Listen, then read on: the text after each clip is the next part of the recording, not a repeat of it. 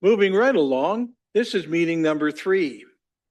This third public meeting is required by the Planning Act to afford any person an opportunity to make representation with respect to the proposed official plan zoning bylaw amendments to permit a kennel and pet grooming on the property located at 417 Wellington Street. I will introduce our Manager of Planning Services. Michelle, you're back. You had a nice rest there. And you will provide the background information on the proposal and present the draft bylaws. Yes, thank you, Your Worship. Here, I'm just pulling up my presentation.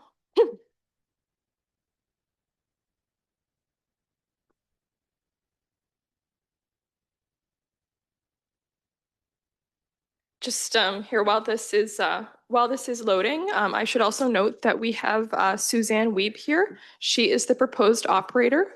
So she's going to be here. She's here on behalf of the applicant, Elgin Center Inc., and she'll be doing a presentation after mine. Okay. Should be good. Okay, so this is a draft official plan and zoning bylaw amendment for 417 Wellington Street, as we all know of the Elgin Mall.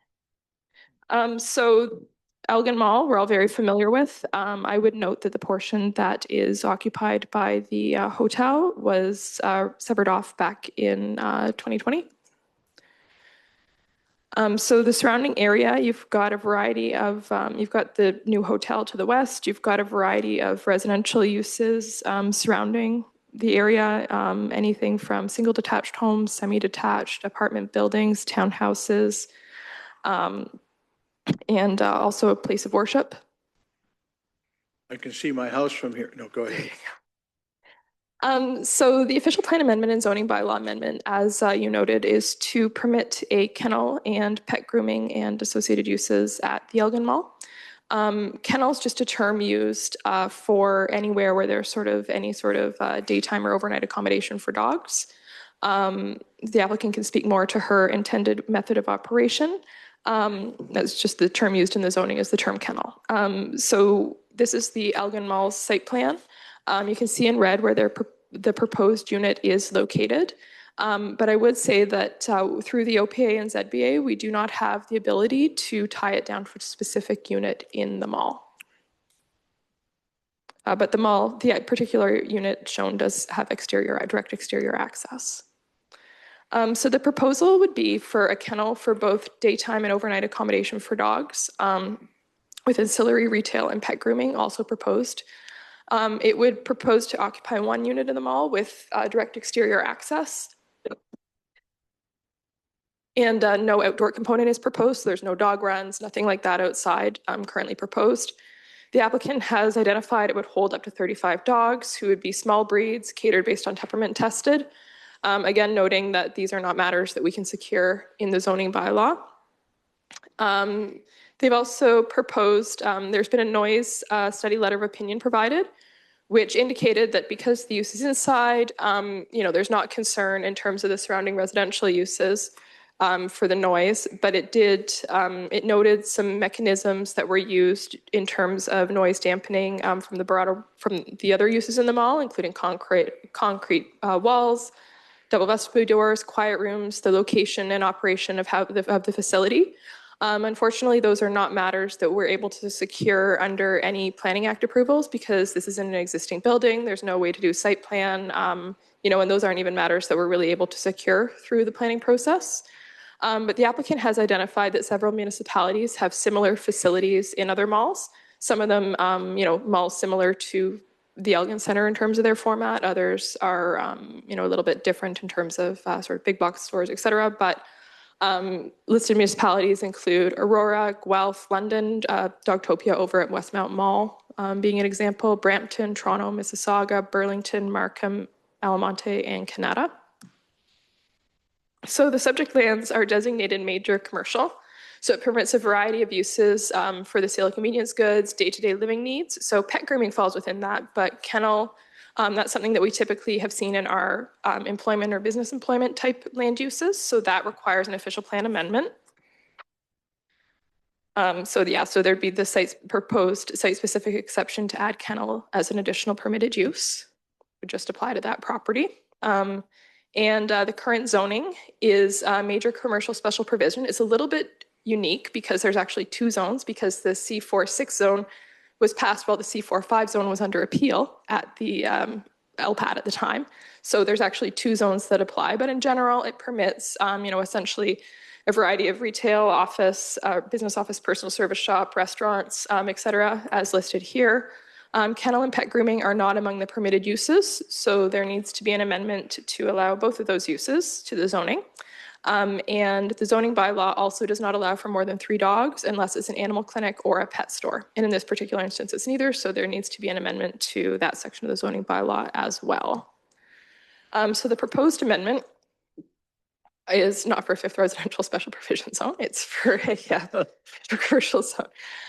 Major commercial special provision zone, which includes both the provisions of the C4 and C5 zones, just to try and make it, it's a little bit complicated because there's some provisions that apply to that site along with the hotel site. So anyhow, just to clean it up, including those provisions in the site-specific bylaw, but also adding the additional permitted uses of the pet grooming and kennel as requested, and exempting the property from the 3-dog limit that's in the zoning bylaw. So should council choose to approve the amendments, staff would suggest provisions to limit the size to 560 square meters. Currently, the unit they're looking at is about half that.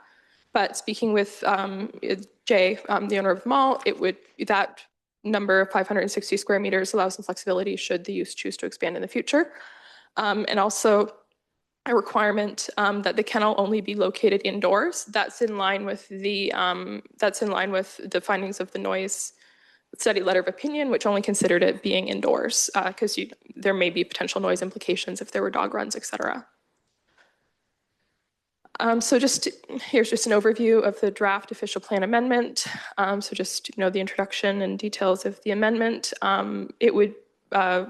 The details of the amendment is that adding a kennel as an additional permitted use on the lands, in that this kennel would be subject to the following policies, one of which being that it be located entirely indoors with no outdoor areas permitted, and also that there be an amendment to the zoning bylaw.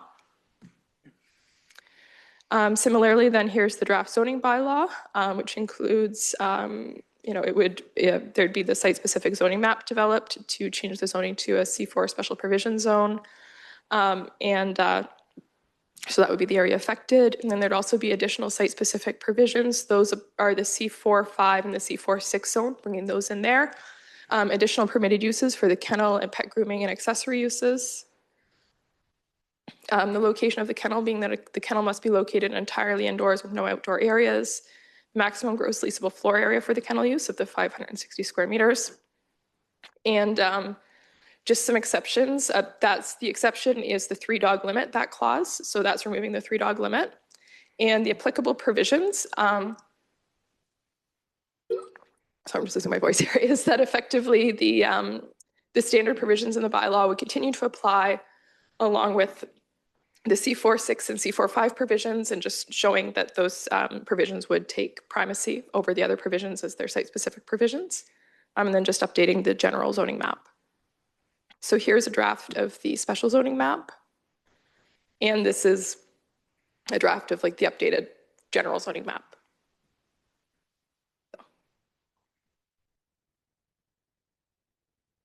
And I will pull up Ms. Weeb's presentation. Great.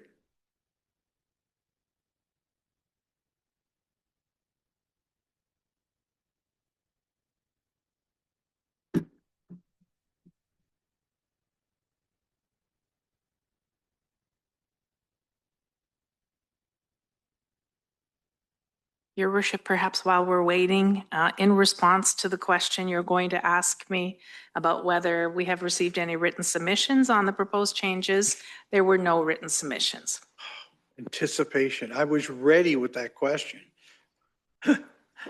Is there any ponies? No, I'm just kidding. Suzanne, please go ahead.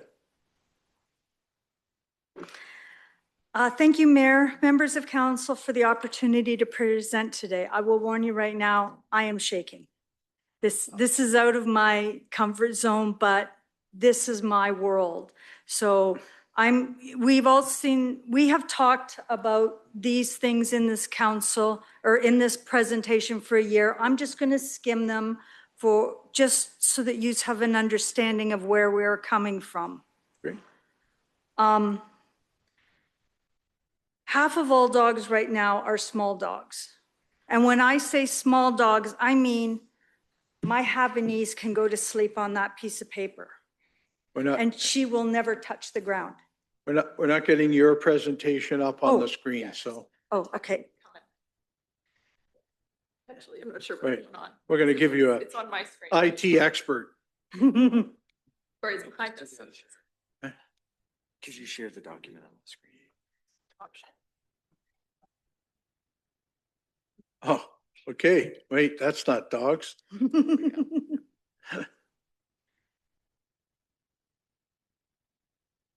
Yay. Sorry, no matter how many times I do this, I still have to. Still struggle.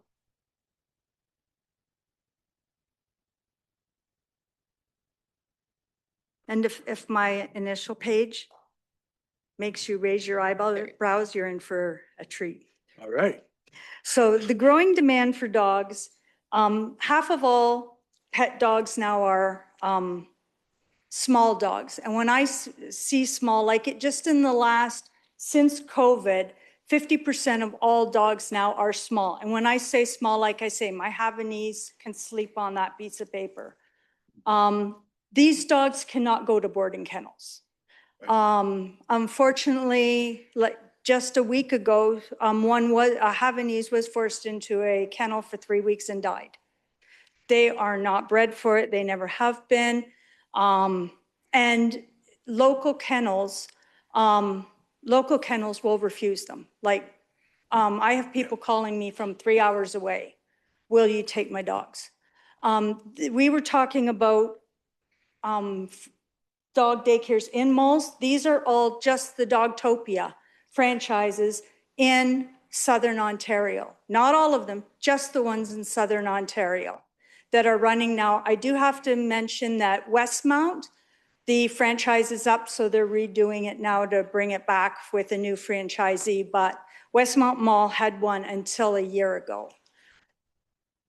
These last two slides, sorry. This slide, this and this are other independently owned ones in Southern Ontario, in malls and in large plazas that are built along the same structure as what we're proposing. Our term is pet hotel and doggy daycare, and you'll see why. I will show you the difference between these new terms and facilities coming up in the pet industry. I chose St. Thomas for 3 reasons. First of all, the demand far exceeds the supply in this area. London, everybody's moving from Montreal, from Toronto. I've met people from Vancouver, and they have nowhere to put their bulldogs, their chihuahuas, mini poos, not just purebreds, but cockapoos. In the dog world, there's 2 kinds of dogs. There's bait and there's predators. And if you mix them, the little guy loses, which is what gave birth to our industry. Second, Elgin Mall is adopting the trend of transitioning from a shopping center to a community hub, and that trend does include dog daycares and pet hotels. Third, we're not taking business from anyone. Like I said, within 3 hours, there's no one. I know several people in the area that have been turned away from boarding, even in-home daycares, because their dogs were considered too fragile or too small. And I do have to say one thing. There is one boarding kennel in Dorchester, which is capable of taking bulldogs. Bulldogs have special needs because they overheat very fast. So when I say nobody, bulldogs are covered. John and I, oh, I missed one. Oh, no. John and I have been in this business working with dogs for 12 years. I personally have been working with dogs for 42 years. Don't ask my age. And we already have these relationships with these companies. We support Palooza, we support Positively Elgin, so we know the canine business in this area. One of the main difference between a kennel and a dog daycare is the amount of people per dog. In a kennel, you're allowed one person to 30 dogs. In dog daycares, no matter where and the dogs are isolated. In a dog daycare, and I'll show you some pictures later, no matter where the dog is, it can see a person.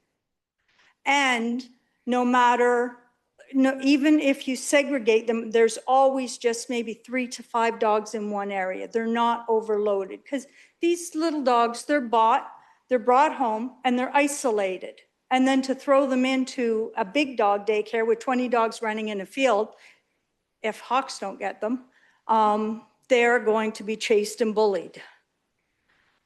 So these next slides, I'm just going to highlight what we are building so you can see. What we're building is a boutique dog daycare and a pet hotel. And this is because there's a growing trend among dog owners not to want a tired dog or a trained dog. They want to give their dogs their best life. And they want to be involved in their dog's daily life through texts and even through live streaming on their phone. There's one lady I know, she puts her phone and watches her dog all day while she works at work, and she can see her dog. And yes, they want birthday parties and stuff like that. And this is the niche we are going to fit. Little dogs are high maintenance and fragile. Chinese crested French bulldogs are easily sunburnt. Bulldogs overheat very quickly. Red and apricot dogs, you can pay twice as much for one, and one afternoon in the sun bleaches them. A little bit of damp grass and I can have to spend 5 or 6 hours grooming the mats out of my Havanese. These dogs are not meant to go outside. They don't need to go outside. And these are our clients' concerns. Whether real or perceived, the stress and the fear is tangible for these owners. They need to feel their dogs are safe. And here's a couple pictures of actual pet hotels. Now, we have another thing we do is security. This is another difference. This little tag I can put all the dogs' information on it. So if we have 5 dogs, we make sure that if we have 5 French bulldogs in the area, we make sure we have the right French bulldog. Plus, this will set off an alarm if the dog leaves the area, goes past the last gate. We have 3 gates on our floor plan between where the dogs play and where they can exit. And if you do leave, this will track your dog.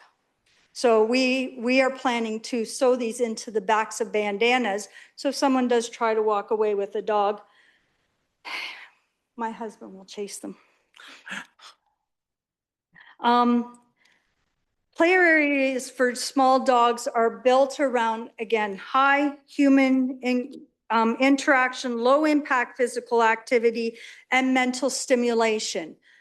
Noise has been brought up, and I'll talk about that later, but the industry is over 20 years old. They've solved all the problems, and they found that having play areas like this keep dogs quiet, calm, and relaxed. And I did it again.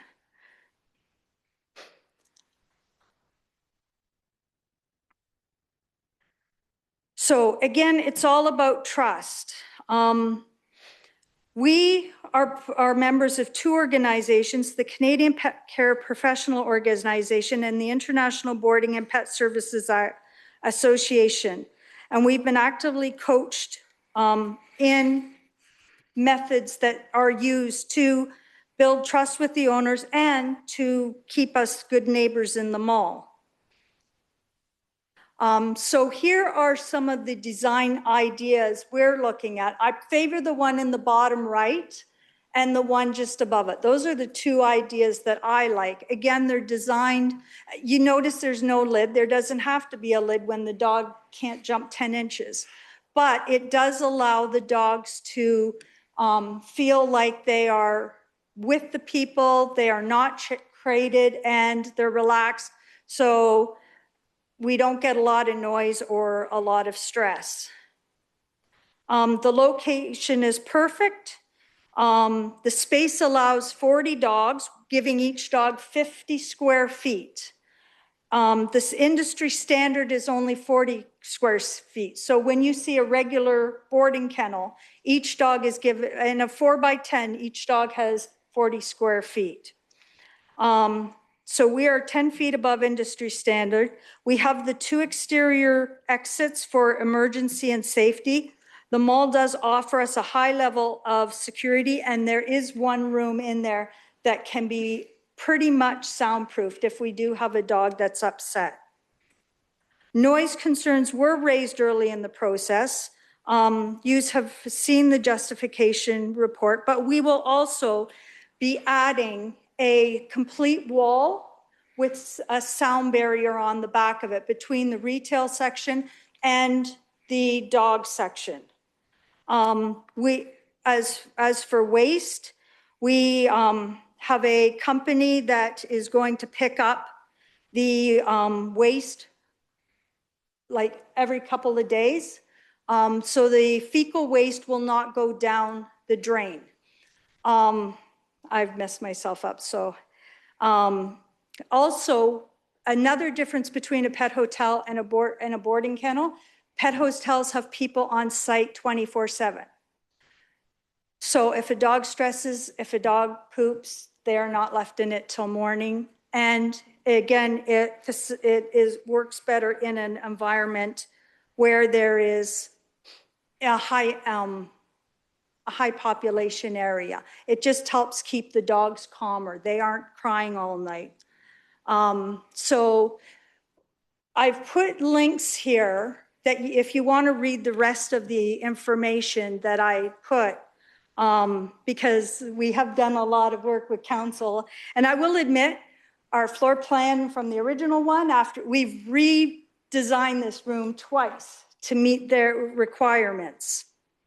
And so, oh, I'm sorry, this is the one on waste. I'd like to show you this on the side. It's kind of cute in this picture, but there are standards for waste management, and there is a gutted bathroom in this unit.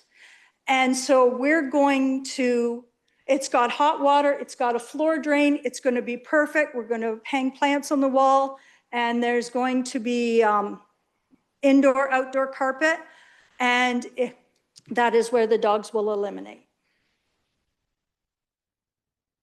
And risk mitigation, we've covered all of this. The shoppers will at no time be able to access a dog. So they're never going to be in where the dogs are. They won't even be able to get close to there. The play areas, we only have, no dogs can come here unless they are, we do a assessment on them, because we're not the place to fix aggression, to fix reactivity. That's not what we're here for. We're here to give a safe place for well cared for pets. And honestly, our target demographic is very narrow. Single, 25 to 40, career professional earning over 120,000. Go to any dog show in this area and 90% of the people will be fit that demographic. And for our employees, the industry does have training so that issues can be addressed, dogs welfare can be met, and we can deal pleasantly with the public and deal with any concerns they have by taking these training programs. Some of them are like already 20 years old. So, in closing, like I said, we have designed and redesigned this to address every concern that's been brought up. The organizations kind of chuckled at us a few times because they're like, we've already taken care of this. Safety, noise, sanitation, and being responsible members of the mall environment. The last thing I was told that you would ask, what would happen if there is a noise complaint? Step one is we have that wall. Step two is we have already told Jay we will not move into the mall unless we are allowed to shut the glass door. There is a man door in there, so there'll still be an indoor entrance to this retail place. But if something happens, we can shut that glass door, and that gives 2 sound barriers between the mall and the dogs. The dogs will be assessed. If there is a dog that can't handle and enjoy the environment, we'll tell them that he can't come because that's just not good for his well-being. And last, we have the soundproof room. So we have steps in place to take care of the sound. Our last thing is, because we have the outdoor entrances, the noisiest time of day is intake and when the dogs come and when the dogs go home. Intake will be before the mall opens from 7 in the morning till 10, and going home will be about 6 o'clock to about 7:30 when the mall's winding down. So in between, these facilities are usually fairly quiet, especially for dogs who've been there 2 or 3 times. So I'm asking council to support a business that brings the needed service to our community, and I thank you for listening. Thank you very much. Questions from council? Councillor Reimel. Did I see your hand? Yeah, I just have a question for Michelle about the exterior door. I thought the earlier bylaw said it had to be interior only, and there is an exterior door. So if you could just clarify that. Yeah, no problem. So through your worship, the interior only would be that there'd be no component of the kennel or pet grooming use that would be located outside. Direct exterior access is something that we flagged as a concern. So it's actually something that, should council choose to pass the bylaw, we could require direct exterior access so people aren't having to go through the mall to bring their dogs into the facility. But in terms of the actual, should council choose to pass the bylaw, staff would be recommending that it be completely indoors in terms of no outdoor facilities, runs, et cetera. Okay. Councillor Wookie. Thanks, Your Worship. Michelle or proponents, I guess a question. Inspections from health unit or provincial legislation in general that governing kennels in general, I have no idea.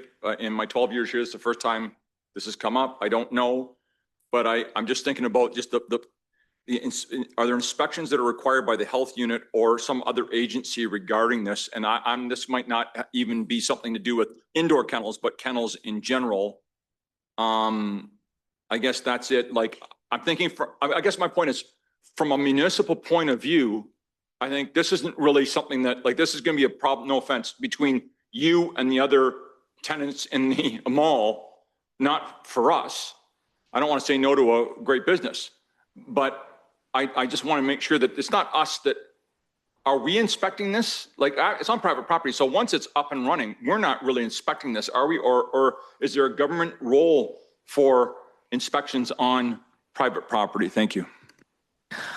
So through your worship, so the city does have a licensing component for kennels, but it's basically just does it comply with the zoning bylaw. We also have municipal licensing enforcement in terms of barking dogs. So that's a consideration for sure, because if, there's noise concerns. People might try and call us for enforcement, right? Even though it's on private property. But, it certainly could raise some concerns that we would need to look at. I still pass it over to Suzanne, who might be able to speak more to the provincial, federal, any other regulation. Yes, dog welfare is governed, I guess you would say, by the OPP. And, but to address your concern about odor, kennels now pretty much have the capability of being as clean as an Ebola clinic. In my in we have medical air filters, we have UVs in our furnace. In this unit, we will use enzymes, which will eat any bio that the carpet sweeper and the steamer have let go by. There's air scrubbers in there with UV lights in them. And, and everything is, we're going to have a washer and dryer in there, and everything's going to be washed constantly. The walls will be washed with, like I said, the same cleaner used in an Ebola clinic. Because it is a very serious concern from our point of view, because if it starts to smell, half of our clients will quit. Further questions or comments from council? Okay, now the 100 questions from our public. Seeing none online, seeing no one in the gallery. I'll ask council one more time. Everyone's been given a fair opportunity to express their views, and if there are no further questions, please be advised that any person wishing further information on the actions of council regarding the passing of a bylaw for the proposed amendments should email customer service at stthomas.ca, indicating which public meeting. This one is the 417 Wellington meeting. They wish to be notified on and provide their name and address. Those who do not have access to a computer wish to be notified should call customer service at 519-631-1680, extension 0, and provide that same information. This meeting is now concluded.